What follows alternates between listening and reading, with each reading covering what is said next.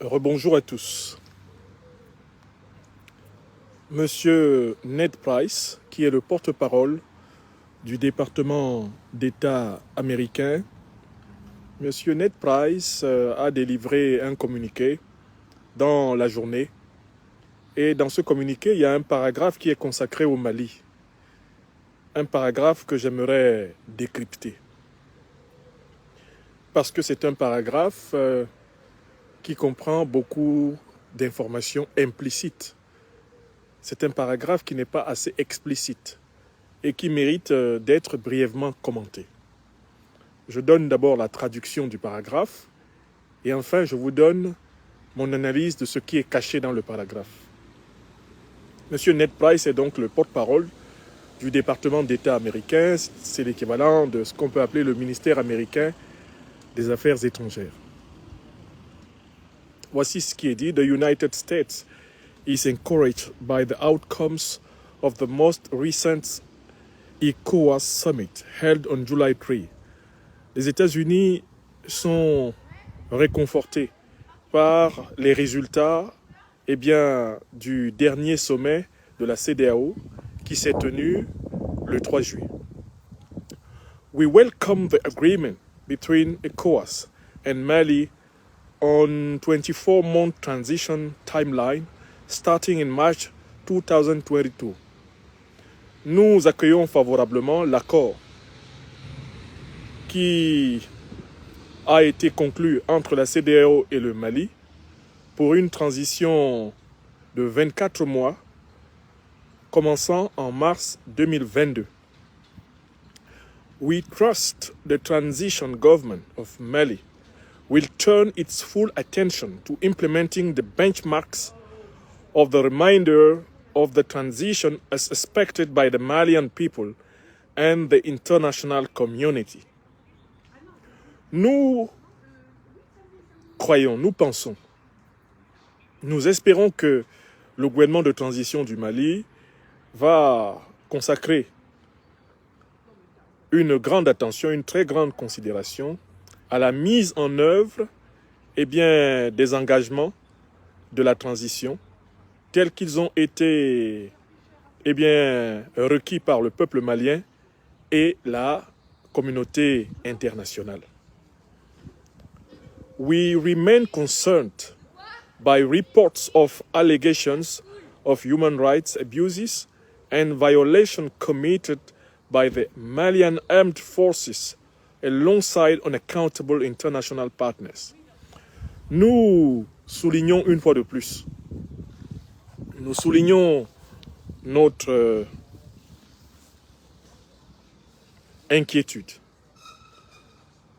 à propos des rapports de violation de droits humains, d'abus commis par les forces armées maliennes, tout comme un certain nombre de partenaires imprécis. Unaccountable partners, des partenaires inexplicables, ou en tout cas plutôt inconnus ou innommables. Fin de citation. Alors, mon commentaire.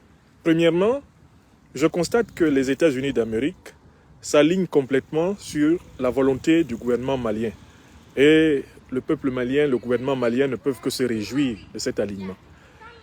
Il faut rappeler que le président Assimi Goïta avait signé le décret sur le chronogramme de la transition longtemps avant la tenue du sommet du 3 juillet. Lui et son gouvernement de transition s'étaient d'ores et déjà engagés à tenir dans un délai de 24 mois la transition. Donc les États-Unis viennent rejoindre ici une position qui avait déjà été prise par le président Assimi Goïta avant même la tenue de la réunion de la CEDEAO le 3 juillet 2022. De telle façon que l'accord des États-Unis avec ce délai est un peu l'accord du médecin après la mort. Parce que si le Mali avait disparu entre-temps, cet accord des États-Unis n'apporterait rien au Mali. Par ailleurs, il faut quand même rappeler que le médiateur de la CEDEAO, Goodluck et Bele Jonathan, avaient déjà demandé à la CEDEAO d'accepter le délai de 24 mois proposé par le président Assimi Goïta lors du sommet précédent. Mais malgré cette proposition sage, malgré cette proposition de bon sens, eh bien la CEDEAO, où un certain Alassane Dramane Ouattara, un certain Nana Akufo-Addo, un certain Mohamed Bazoum, aux ordres de la France-Afrique et de l'impérialisme occidental opéraient, eh bien la CEDEAO n'a pas daigné accepter ce délai que les États-Unis viennent aujourd'hui reconnaître. Ma deuxième remarque, elle porte sur le fait que le porte-parole du département américain formule l'attente de la part des États-Unis que le Mali respecte les benchmarks de la transition. C'est quoi ces benchmarks? Quelles sont ces exigences de la transition que le Mali devrait respecter, tout comme des exigences de la communauté internationale? Commençons par les exigences de la transition. Mais écoutez, les exigences de la transition qui devraient être respectées, qui viendraient du peuple malien, Malian people. Mais ça, c'est l'affaire du peuple malien. Est-ce que l'exécutif américain peut se substituer au peuple malien pour faire des exigences au gouvernement du Mali? Réponse non. Parce que le gouvernement du Mali, du président Assimi Goïta ou du docteur Choguel Kokala Maïga, ne peut pas demander au gouvernement américain d'exécuter la volonté du peuple américain. Le gouvernement du Mali n'a pas ce pouvoir, car le peuple américain est un peuple souverain et le gouvernement des États-Unis est le gouvernement d'un peuple souverain. Alors, déjà, il faut s'insurger contre cette écriture. De quel droit le porte-parole du gouvernement américain exige que le gouvernement malien se soumette à la volonté du peuple malien? Quel est son rôle dans cette affaire? Quelle est sa place? En vertu de quel principe du droit international un gouvernement étranger peut représenter ou exiger que les intérêts d'un peuple étranger soient respectés par un gouvernement étranger? Je veux dire, est-ce qu'on peut simplement imaginer une telle écriture de la part d'un gouvernement africain envers le gouvernement américain? Est-ce qu'un gouvernement africain peut ordonner au gouvernement américain d'obéir au peuple américain? Est-ce que vous pensez vraiment que cela soit tout simplement possible? Cela n'est pas possible. Alors, on continue. Lorsque le gouvernement américain demande que le gouvernement malien se soumette à la communauté internationale, il faut qu'on interroge cette notion de communauté internationale. Qu'est-ce que c'est que la communauté internationale? La communauté internationale, est-ce l'ensemble des puissances occidentales? Ou la communauté internationale, est-ce l'ensemble des pays qui composent le monde? Quand on voit aujourd'hui ce que cette notion de communauté internationale veut dire, on se rend compte qu'il s'agit globalement de ce qu'on appelle le G7. Mais le G7, c'est-à-dire les grandes puissances de la communauté internationale occidentale, c'est à peine 800 millions d'habitants. Alors que le reste du monde, c'est-à-dire pratiquement 6 milliards, n'appartient pas à ce cercle-là. Le G7, sur cette planète d'environ 7 milliards d'habitants, c'est même pas 1 milliard d'habitants de la planète. Mais comment peuvent-ils, eux, se prendre pour la communauté internationale, alors qu'ils ne sont même pas représentatifs de la majorité de la population mondiale? Nous devons questionner cette notion de communauté internationale qui est utilisée comme un outil de pression contre les pays africains, contre les peuples africains, en lutte pour leur vraie indépendance. Qui est la communauté internationale? Quelle est la légitimité épistémique de cette notion? C'est-à-dire que si on demande à quelqu'un de dire en quoi la coalition de l'OTAN, en quoi l'Union européenne, en quoi le G7 et la communauté internationale, quels sont les arguments qu'ils vont donner? Ils vont donner un argument démographique? Ils vont donner un argument géographique? Est-ce qu'ils vont même donner un argument économique? Est-ce qu'économiquement, ils sont les plus riches au monde?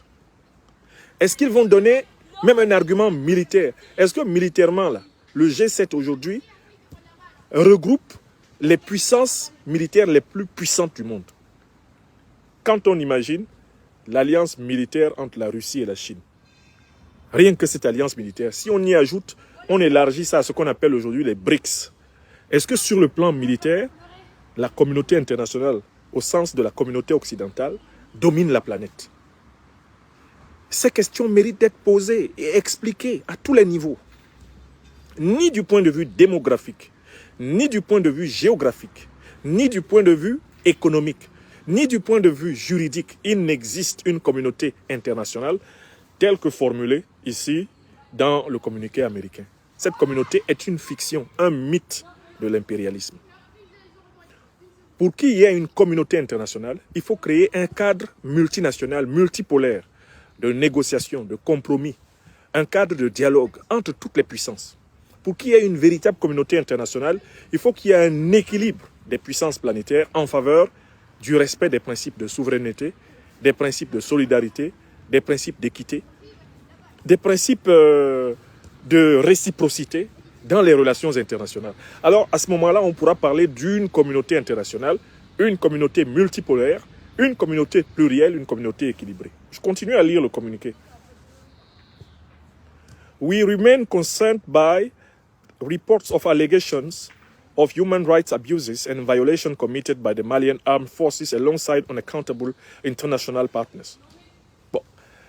Les États-Unis se sentent concernés par des rapports d'allégations de violations des droits humains et d'abus commis par les forces armées maliennes, en même temps que des partenaires non identifiés, des partenaires imprécis. Quel rapport le département d'État américain invoque-t-il? Ce sont les rapports des Nations Unies, les rapports de la MINUSMA. Des rapports qui ont été invalidés sur le plan scientifique, sur le plan historique, sur le plan factuel par le gouvernement malien. Car ce sont des rapports qui, en réalité, n'ont jamais été étayés par des preuves. On a voulu faire porter le chapeau aux forces armées maliennes à propos de Moura. On n'a pas pu. On a voulu faire porter le chapeau aux forces armées maliennes à propos de Gossi. On n'a pas pu. On se débrouille pour faire porter aux forces armées maliennes l'assassinat de Mauritaniens sur le sol malien. On n'a pas pu. On a voulu attribuer aux forces armées maliennes des exécutions sommaires de civils. On n'a pas pu. Alors, sur quel rapport le département d'État se base-t-il pour accuser l'armée malienne? Qui plus est, en réalité, en matière de respect des droits de l'homme, des droits humains sur cette planète, est-ce qu'on pourrait un tant soit peu rafraîchir la mémoire à la puissance américaine en lui rappelant les violations flagrantes, les crimes contre l'humanité qu'elle a commis, prenons simplement à partir du début du XXe siècle jusqu'à nos jours? Est-ce qu'on peut refaire la liste des interventions militaires américaines, par exemple, en Amérique du Sud? Des crimes contre l'humanité, des actes de barbarie qui ont été commis. Est-ce qu'on peut s'intéresser aux crimes de l'armée américaine en Irak, en Somalie, au Vietnam, au Japon, en Serbie? Est-ce qu'on peut s'intéresser aux crimes de l'armée américaine en Libye? Parce que la coalition qui a déstabilisé l'Afrique comptait en son sein la puissance américaine. Ceux qui ont assassiné Kadhafi, cassé la Libye et déstabilisé toute l'Afrique, on comptait parmi eux l'armée américaine.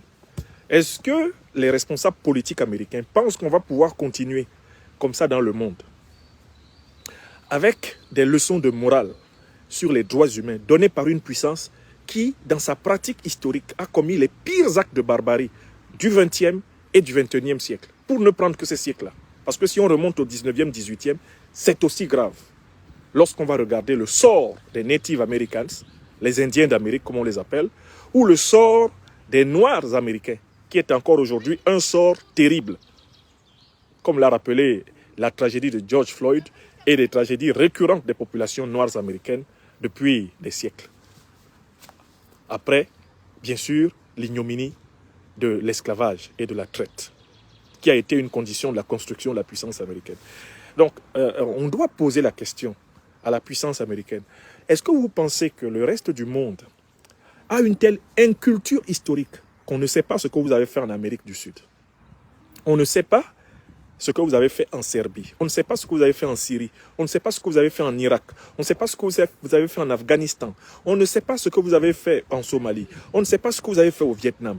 On ne sait pas que vous avez lancé des bombes atomiques et provoqué des centaines de milliers de morts innocents au Japon en 1945. Est-ce que vous pensez franchement que vous avez affaire à une planète d'ignares? Une planète de gens qui n'ont pas de conscience historique, de mémoire historique, pour tenir en permanence ce discours d'être la puissance qui enseignerait les droits humains au reste du monde. Alors qu'en réalité, vous n'avez jamais été jugé pour les violations des droits humains. Est-ce que c'est de l'outrecuidance que de rappeler que les États-Unis n'acceptent pas qu'on juge leurs citoyens devant les tribunaux pénaux internationaux? Est-ce qu'on peut traduire un Américain devant la Cour pénale internationale? Est-ce qu'on peut traduire un Américain devant la Cour internationale de justice? Est-ce que les officiers, les soldats américains, les sociétés militaires privées américaines comme Blackwater, qui ont commis des affres un peu partout sur la planète, est-ce qu'on peut les juger? You have to bring a very clear and precise answer to that. Can you teach human rights to the rest of the world while being unable to face your own violations of those pretended human rights? What have you done in Japan? What have you done in Latin America?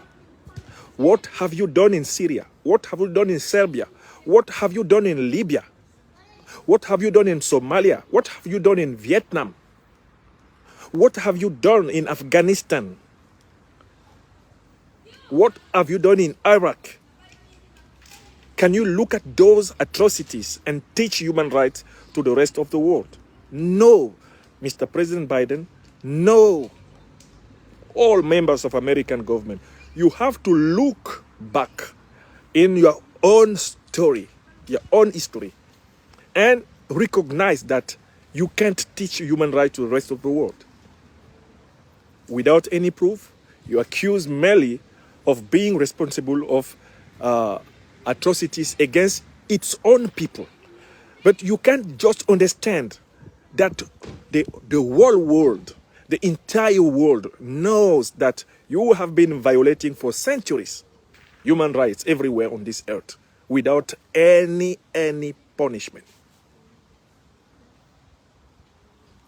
without any trial. And that even today you don't accept that American citizens be held responsible of what they do in front of international courts, like the International Court of Justice or the International Penal Court. You never accept American people to be judged, but you judge all the entire world, and you teach human rights day by day to everybody. Is that fair? Is that fair? Do you believe that this storytelling you are trying to sell to the world will be ever accepted in this 21st century? No.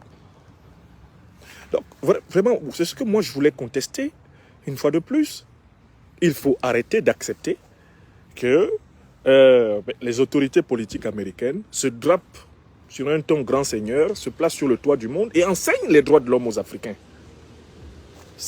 C'est fini au 21e siècle, on n'acceptera plus. Vous pouvez avoir la puissance militaire, la puissance économique, mais le monde est en train de changer. Et les peuples piétinés, les peuples méprisés du sud du monde, eh bien, sont en train de s'organiser, de construire le monde multipolaire du respect mutuel. Dans le cas d'espèce, en réalité, le chantage aux droits humains que l'on fait au Mali n'est pas fondé sur des faits. L'armée malienne est aimée par le peuple malien. Parce que le peuple malien sait que cette armée est au service de sa paix, de sa sécurité. L'armée malienne aime le peuple malien. Et elle se sacrifie tous les jours pour restaurer cette paix qui précisément a été troublée par l'invasion occidentale et donc américaine de la Libye, par l'assassinat de Kadhafi, par la coalition occidentale, parmi lesquelles l'armée américaine. Voilà la vérité. This is the truth you have to face. Look at that truth with a lot of courage and recognize that you are not able to teach human rights. For a long time, you will not be able to teach human rights on this earth without facing your own mirror and recognizing that the job of respecting human rights is not yet completed by American international politics. That is it, bro. Brothers and sisters in America, please, that is it. And tell this to the American government. African people are not more ready to accept your teachings about human rights while knowing that you have never been an example in respecting them. That is it. That is it. And that is it. So mote it be. God bless all those people who like truth, who like justice everywhere, through the world, being them in Africa or in America. May God bless everywhere. Que Dieu bénisse tous les amoureux de la vérité et de la justice sur toute la planète. Et que cette vérité soit dite et répétée partout où cela sera nécessaire aux puissances arrogantes de ce monde, afin qu'elles comprennent que nous sommes tous des locataires de la terre et que nul individu, ni peuple, n'est propriétaire de la terre. Nous sommes des passagers de la planète et toute liberté que nous puissions avoir doit être en rapport avec la liberté de passer de la manière la plus noble, dans les biens, la solidarité, la vérité et la justice humaine. Voilà ce qui nous donne la véritable liberté de passer d'un niveau de vie éventuellement à d'autres niveaux de vie. Car la vie de l'âme ne s'achève pas toujours avec celle de ce corps sur cette planète. Ainsi soit-il. Ainsi soit-il. Ainsi soit-il. Merci mes amis. Vous étiez un peu plus de 600 à regarder cette brève conversation de la fin de soirée en France. Je vous remercie de la partager. Elle sera rediffusée plus tard sur notre site YouTube, Franklin Nyamsiwa Cameroun, l'Afrique des libertés. Merci.